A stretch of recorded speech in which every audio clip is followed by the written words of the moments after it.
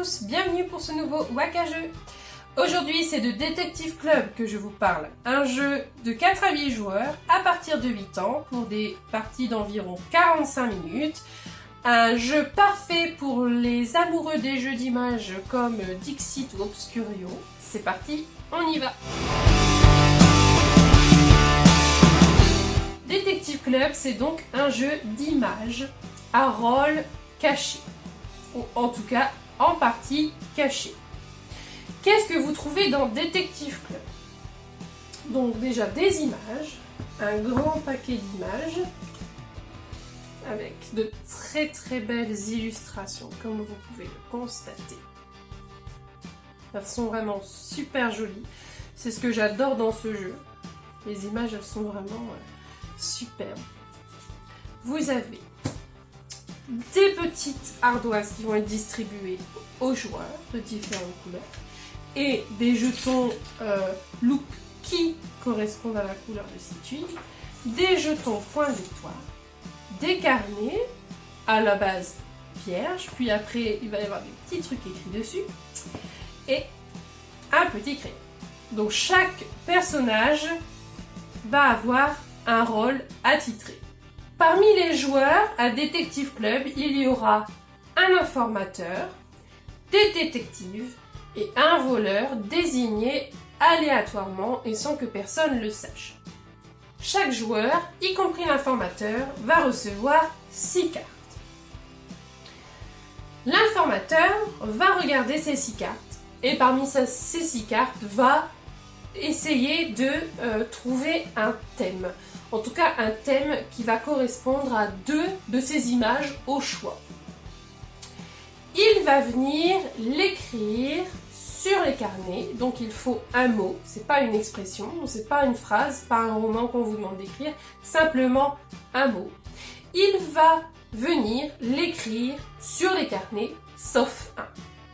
Par exemple, dans une partie à 5 joueurs, il va donc avoir 4 adversaires. Il va donc prendre 4 carnets, va écrire un mot sur 3 d'entre eux et pas sur le dernier. Par exemple, discrètement bien sûr et sans que personne ne le voie, il va écrire le thème nature sur 3 des 4 carnets. Il les mélange, face cachée. Ce qui fait que lui, finalement, il ne saura plus où se trouve le carnet sans le mot. Et il les distribue aux autres joueurs. La personne qui recevra un carnet sans le mot nature sera le voleur. Voilà comment on distribue les rôles. L'informateur est donc celui qui va écrire les mots sur les carnets, donc tous sauf un. La personne qui aura le carnet sans le mot sera le voleur. Quant à tous les autres, ceux qui auront le mot nature sur leur carnet seront les détectives. Je suis donc l'informateur. J'ai distribué mes carnets aux 4 autres joueurs autour de la table. L'un d'entre eux n'aura donc pas le thème que j'ai choisi. Comme je suis l'informateur, c'est moi qui commence. Tout à l'heure, quand j'ai choisi mon thème, j'avais donc 2 cartes en main qui me faisaient penser au thème de la nature. Je vais venir placer l'une de ces 2 cartes devant le numéro 1 de mon petit paravent, bien orienté vers les autres joueurs pour que ceux-ci le voient bien. Le joueur suivant va en faire autant. Chaque joueur va en faire autant. Puis quand ça reviendra à moi, je mettrai ma carte numéro 2. Et on va faire comme ça jusqu'à ce que tous les joueurs aient mis 2 cartes. Vous l'avez deviné, les joueurs qui avaient le thème sur leur carnet ont placé des cartes avec le thème, en rapport avec le thème, alors que le joueur qui n'avait pas de mots a dû, dans sa main de carte, trouver des cartes qui ressemblaient aux cartes des autres pour placer les bonnes cartes et essayer de deviner le thème. Alors attention, Si vous êtes des experts du jeu Dixit, là, vous allez avoir totalement l'inverse. C'est-à-dire que dans Dixit, il ne faut pas que tout le monde trouve votre thème. Là, par contre, il faut être vraiment évident. Parce que votre but en tant qu'informateur est de tenir avec le voleur. Donc si vous choisissez un thème et des cartes, vous devez choisir des cartes qui sont très pertinentes pour lui, de manière à ce qu'il puisse trouver facilement les cartes, le thème que vous avez mis. Pourquoi?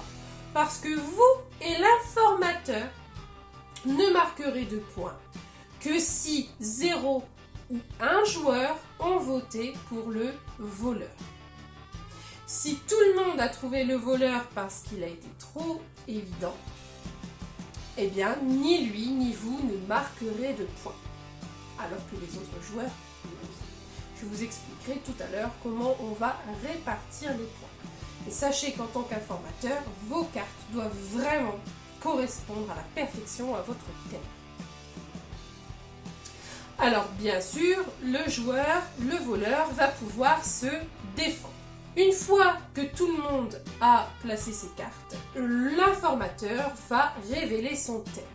Ce qui fait qu'à ce moment-là, le voleur va connaître le thème et va pouvoir défendre ses choix. Donc je vais commencer en disant, mon thème c'était la nature. J'ai choisi ce thème avec ces cartes puisque la montagne représente la nature et les arbres aussi. Chacun va faire ça. Et le voleur va aussi devoir, lui, improviser, défendre ses cartes. S'il n'avait pas le thème, complètement improviser pour expliquer pourquoi il a posé ces cartes-là correspondant au thème de la nature. Une fois que tout le monde aura expliqué pourquoi il a placé les cartes en fonction du thème, chacun va voter. On prend la petite toupe correspondant à sa couleur. Sauf l'informateur. L'informateur, lui, ne vote jamais. Alors le voleur, vous vous en doutez bien, il vote, parce que sinon il serait forcément démasqué tout de suite. Donc je ne vote pas, puisque je suis l'informateur. Les autres joueurs vont venir prendre la loupe qui correspond à leur personnage et venir la placer devant le joueur qu'ils pensent être le voleur. Les décomptes des points, comment ça se passe? Eh bien, les détectives qui ont placé leur jeton loupe sur la bonne personne devant le voleur marqueront 3 points de victoire. S'il n'y a qu'un seul ou aucun jeton devant le voleur, c'est ce que je vous ai expliqué tout à l'heure, il va gagner 5 points de victoire et l'informateur 4 points de victoire. Si par contre il y a 2 jetons ou plus placés devant le voleur, alors les détectives qui auront voté pour le voleur marqueront 3 points, mais ni l'informateur ni le voleur ne marqueront de points. Donc c'est là qu'en tant qu'informateur, vous comprenez qu'il faut vraiment que votre thème corresponde à vos cartes. Parce que votre but est vraiment de l'aider, puisque si vous n'avez pas de points de victoire, vous ne pouvez pas gagner la partie. L'informateur va changer à chaque tour. Donc, un jour vous serez informateur, un autre tour détective, un autre tour voleur, etc. La partie s'arrête lorsque tout le monde a été informateur au moins une fois, si vous jouez à 6 ou 8 joueurs, ou si vous avez été informateur 2 fois pour les parties de 4 à 5 joueurs. Tous les joueurs calculent les points qu'ils ont eus avec leur jeton et celui qui a le plus de points gagne la partie. Alors, un petit jeu dans le jeu. Mon thème ici était la nature. À votre avis, qui ici est le joueur qui n'a pas de mots sur son carnet?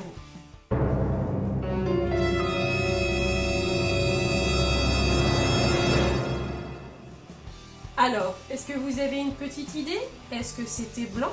Est-ce que c'était rouge? Est-ce que c'était vert? Ou est-ce que c'était bleu? On passe à la révélation. Ah ah! À votre avis? Eh bien, il s'agissait du joueur bleu. C'est lui qui n'avait pas de mots écrits sur son carnet. Et pourtant, les cartes étaient très bien choisies, puisqu'il s'est basé sur la carte de l'informateur ayant de la neige, du froid et sur les oiseaux présents sur les autres cartes. Voilà, c'était Détective Club. J'espère que ce jeu vous a plu. Pour moi, c'est un très grand coup de cœur. Je vais vous le répéter encore une fois, mais j'adore les illustrations. Je les trouve vraiment très très belles. Donc s'il vous intéresse, eh bien comme d'habitude, vous savez quoi faire. Et moi, je vous dis à très bientôt pour un prochain Waka Jeu. Et en attendant, on mène l'enquête. Salut! Si cette vidéo vous a plu et que vous souhaitez découvrir ce jeu en Waka Animation ou passer commande auprès de moi, n'hésitez pas à me contacter sur les réseaux sociaux, sur ma page Facebook. Vous pouvez également me contacter par email. N'hésitez pas à vous abonner à ma chaîne YouTube pour découvrir d'autres Waka Jeux que vous pouvez également retrouver par ici. Salut, à très bientôt pour une prochaine vidéo.